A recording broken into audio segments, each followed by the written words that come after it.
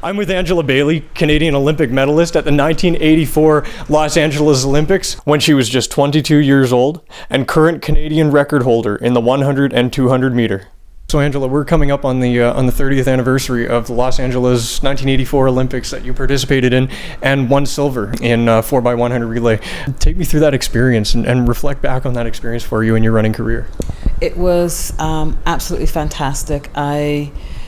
The most important and the incredible moment was for me was being on the podium. I had been competing actually since I was 11 years old, and being on the podiums were not a big deal for me. So when I was on the Olympic podium, I thought, it's not a big deal. I've been doing this for a long time. I'm not going to cry. And let me guess. And yes, I did. I stood on the Olympic podium and I thought to myself, oh my gosh, I've actually accomplished a dream that I had since I was like about 12 years old. And I thought, I'm in the record books for life. Yeah. And that was a very big accomplishment. Yeah, I stood there and I thought, this is amazing. There were 50,000 people in the stands. It was just great. It was one of the most memorable and exhilarating moments of my life. 100-meter relay.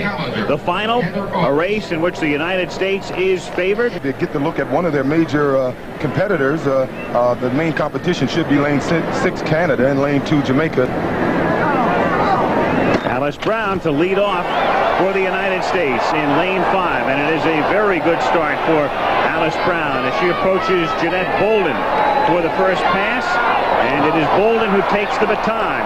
It's France looking good too on the outside, but Bolden with Trinidad inside of her, ready to give it to Chandra Cheeseborough, who'll be running in both relays today. There's Cheese, number 370. Chandra Cheeseborough really turning it on, coming around the curve, and Evelyn Ashford is waiting for the baton. So the U.S. team is out in front, and here comes Evelyn with a tremendous lead. Will they get the world record? Ashford sprinting for the line. They're going to win this one by 15 meters, and it's Ashford crossing the line. Canada winds up second, and Great Britain finishes third. In reflecting on it, I realized at that point that I knew exactly what I wanted to do that young. So as amazing as it was, even standing on the podium, I had already planned out my future. So I knew I was very, very happy that I had accomplished that. Was that your first Olympic Games? Yeah, we had boycotted the 80 Olympics. And unfortunately, so that was unfortunately my first Olympic Games. I would have loved to have been in one prior to, because then I would have gained the experience and I wouldn't have been going into it green. But it was a wonderful experience. I had an opportunity to meet some celebrities, Lionel Richie, which was a big deal for me at the time, and seeing some of the other Olympic athletes, and meeting and seeing Nadia Comaneci. Didn't meet her, but it was just a big deal to see that Olympian. It was great, yeah. Going a little bit prior to that, I understand that at the Pacific Conference Games in New Zealand that you took gold in all 3 of the events that you ran in the 100 meter, 200 meter, and 4x100 relay. Did that kind of help you prepare 3 years later going to the Olympics? Were your expectations high? My expectations were very, very high, and that was a really important competition for me, because I remember feeling vindicated.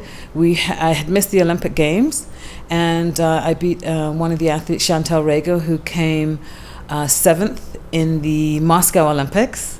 So it made me feel, oh, that's great. I've beaten this woman. So it just made me feel validated that I would have made it to the finals of the Moscow Olympics as well.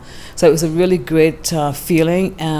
New Zealand was great. It was fun. Running was fantastic. The athletes were great. It was just a wonderful experience, and a lot of amazing things happened to me after that. I had an opportunity to meet the Queen in 1982 and go to the Constitution dinner. So a lot of fantastic things happened from that. How you were able to maintain a career in running for as long as you did? It was my passion. I ate, slept, drank, track and field.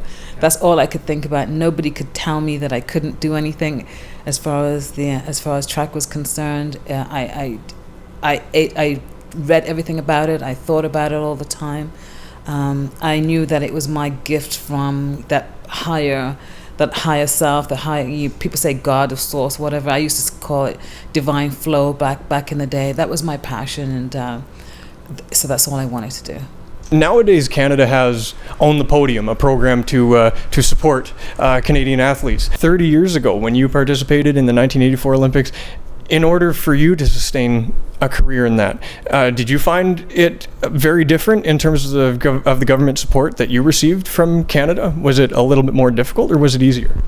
Well, I was very blessed. I became a cadet athlete, one of the youngest in history, I understand. At that time, I was 15 and started getting support from the government. And from there, my life was very easy. I believe somebody calculated how much it would cost for each athlete to actually become an be on the Olympic podium. It was something like $1.2 million or something like that, maybe even more. And we had a lot of support. I was very blessed. I had a lot of support. I didn't have to work. I trained 6 hours a day to accomplish my dreams, and was incredibly supported by the Canadian government, and I thank them very much. I truly appreciate all that support. Yeah.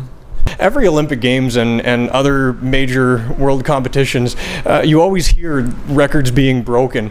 How, after all this time, you've managed to hang on to your record that nobody's been able to break after 27 years? What do you attribute that to?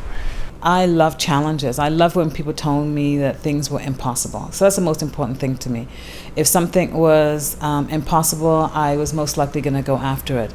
And as I mentioned, I used hypnosis and visualization. That was a very powerful tool for me to move beyond my limitations, because I knew that I wanted to be one of the fastest women on the planet. And in order to do that, you have to get over a massive amount of fear.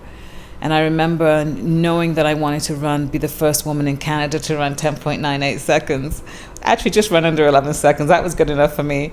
But I knew that what it took. And it took me 6 months, maybe even longer, for me to actually step up to the line and do a workout that I knew was going to make me very, very sick. But before I did that, I studied hypnosis, and I used it, and it allowed me to get over that hump and do it. And as soon as I broke that barrier, everything else came easier. So using the power of the mind for me to move beyond those boundaries. I take it you studied psychology then. You studied hypnosis. No, it was just a massive interest. I was interested in it at age 16. And then when I retired from track, I received my degree in psychology. So it was a very early interest.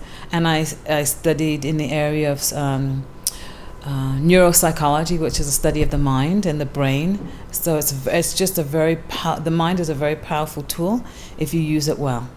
I understand that your dad passed last month, and in your eulogy you spoke of how influential he was in your running career. Could you care to elaborate, touch on that a little bit more, just how much of a positive impact he had on you? Well, if it was not for my father, I would not be here today as an Olympic medalist, that's for sure. He was amazing. We used to race together. And it's great because he used to beat me for a while.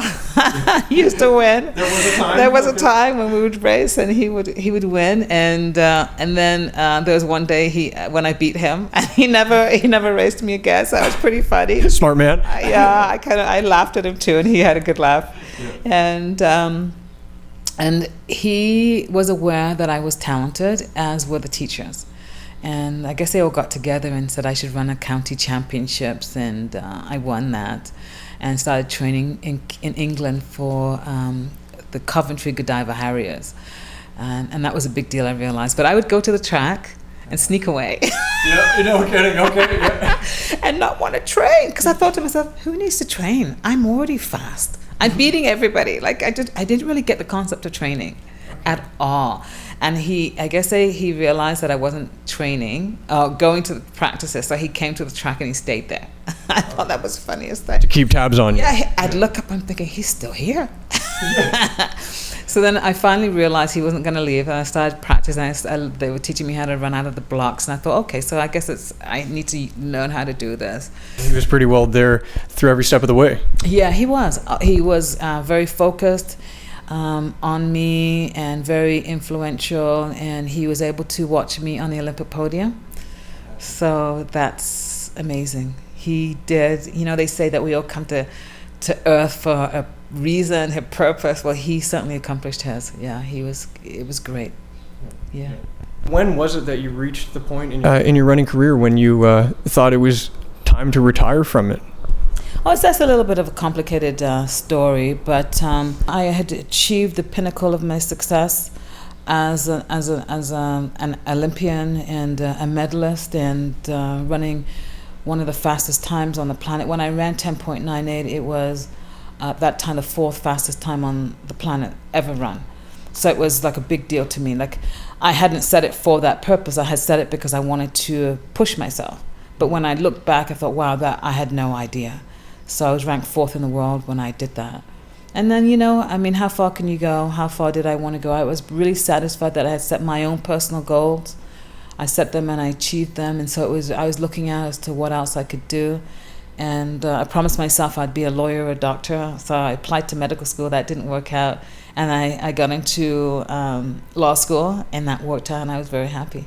So I'm a practicing lawyer. I've been practicing for 5 years in the area of commercial and civil litigation. And do you still run? I work out. Good. I work out 3 to 4 times per day. I still do my push-ups, and I was teaching my young niece how to do some push-ups. She does the ones on it. She's a great soccer player, so I was teaching her to do the outer push-ups and the innie push-ups, so she could do the outer, but she couldn't do the ones close. So she was looking at me thinking, "How old are you?" I could outpush. She couldn't do them at all. So yes, I still work out, and I enjoy the process. Excellent. Yeah. Well, just tell her practice makes perfect. You're living proof. I tell her that all the time. Yes. And she knows that. Yeah. What are you up to now? What occupies your time? Well, I started painting right after I finished law school. Maybe not right after I finished law school, but I felt a sense of accomplishment, and I enjoyed at the time, after finishing law school, kind of just walking around and just getting a sense of just feeling accomplished. So I would often walk to the cemetery, because some people find that strange, but it's a very beautiful place and very quiet. And I picked up a pine cone. I had the little pine cone at the back, and I looked at it and I thought, wow, Mother Nature has created something really beautiful. How can I don't want to copy Mother Nature. So how can I expand on what Mother Nature has done? And so I started painting. And I've been painting now for over 14 years. And the painting is a solitary kind of thing that I do, but it's very expansive. It allows me to see intricate details.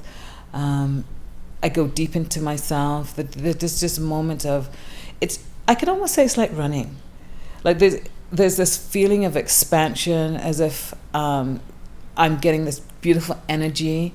Because sometimes when I finish my law, it's very challenging, and it's all very mental. And then I'll go to my painting, and my painting just kind of relaxes me. And it's just a very easy, beautiful, different kind of energy that I use.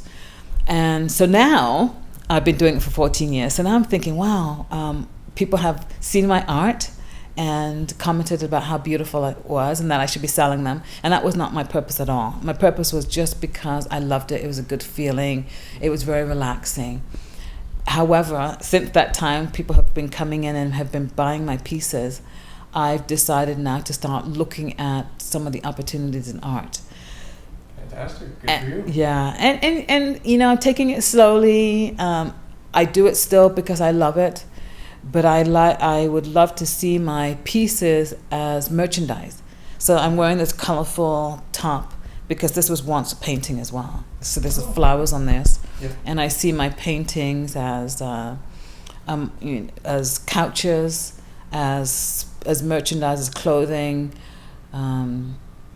anything that you can imagine, wallpaper, rugs. And that's kind of where I'm going now. That's kind of my passion.